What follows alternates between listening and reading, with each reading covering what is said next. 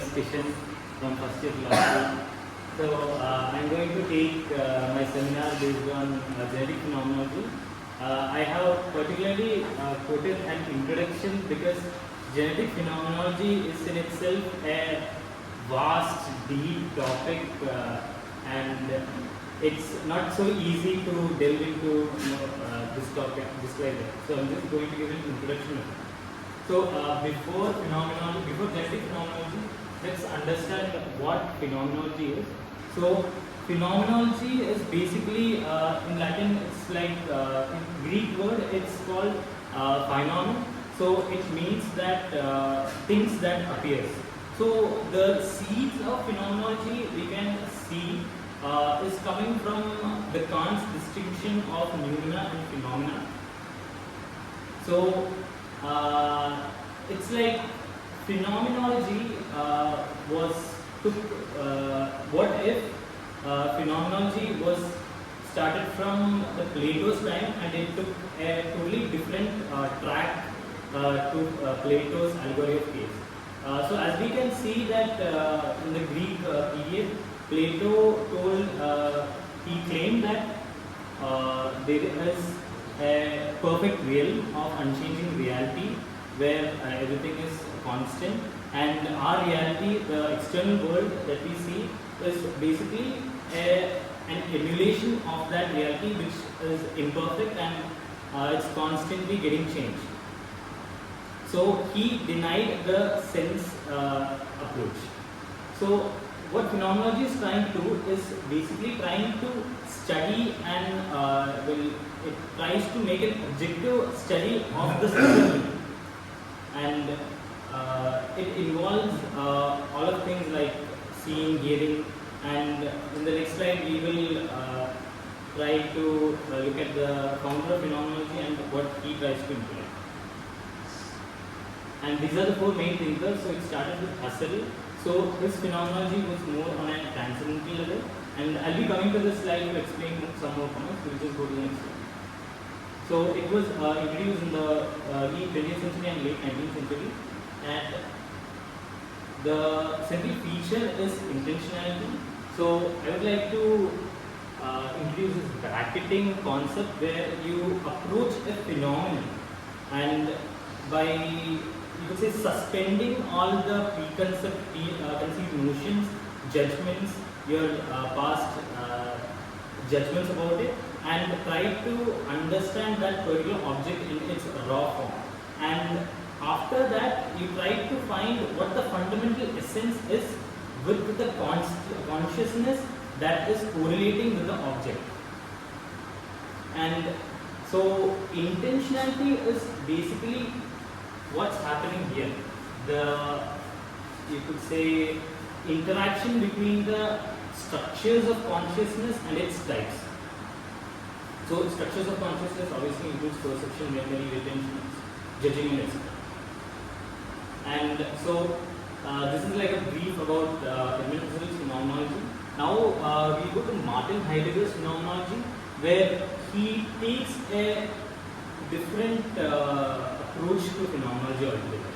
So according to Heidegger, he gives importance to the existence, and he tries to give an ontological twist to Husserl's phenomenology, wherein he uses this word called Dasein. I hope I'm pronouncing it correctly, and it is meaning human existence. It tries to study the structure of existence. So Heidegger tells that we are thrown into the world, so we must give the importance to the structure of existence. And for Sartre, it's similar, but he tells it as in being in itself. And what Sartre is trying to say that his phenomenology is more focused on the choice of an individual, and it's much more related to freedom and other things. And the famous quote where he tells that existence precedes existence. That's one of my favorites.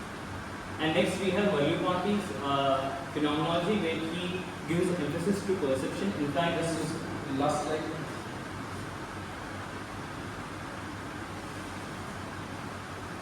Is that Sartre reading in itself focusing on choice? Yes. to show that. So we focusing on choice, freedom to agree and make it. Anyway, we just really So he gives more like a different approach to phenomenology, where he gives emphasis to perception, and the one that we have been waiting for. So when you talk about phenomenology, there are different types that Husserl tells, and when we are talking about genetic, there has to always be a static as well. So I would like to draw a diagram for that.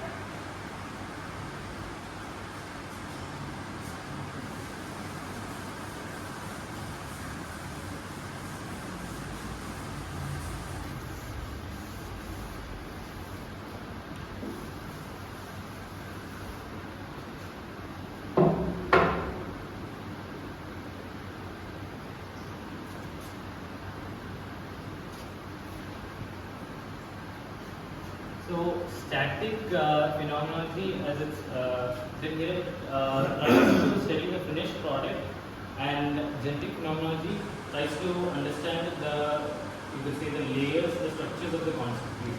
So here, Husserl tells this thing called ego. He calls it constitution of ego, where let's understand this as ego, and this as object of experience.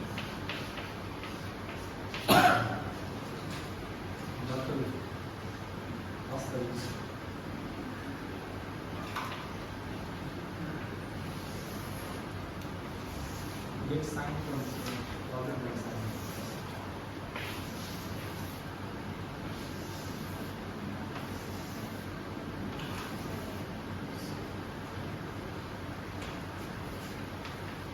This flow is called flows of experience.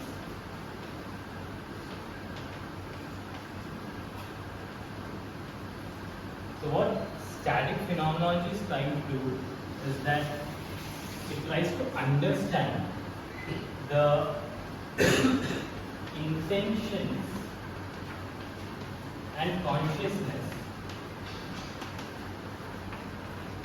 of the outcome, whereas the genetic phenomenology tries to understand the deep layers that involves in this.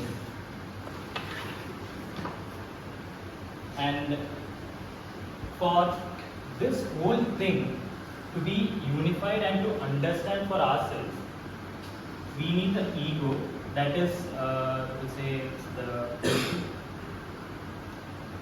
self or the perceiver. This has to be singular or understandable. And this is kind of an layout that he tells. And after this is the introduction that I am trying to tell. And by this I finish my presentation. This much.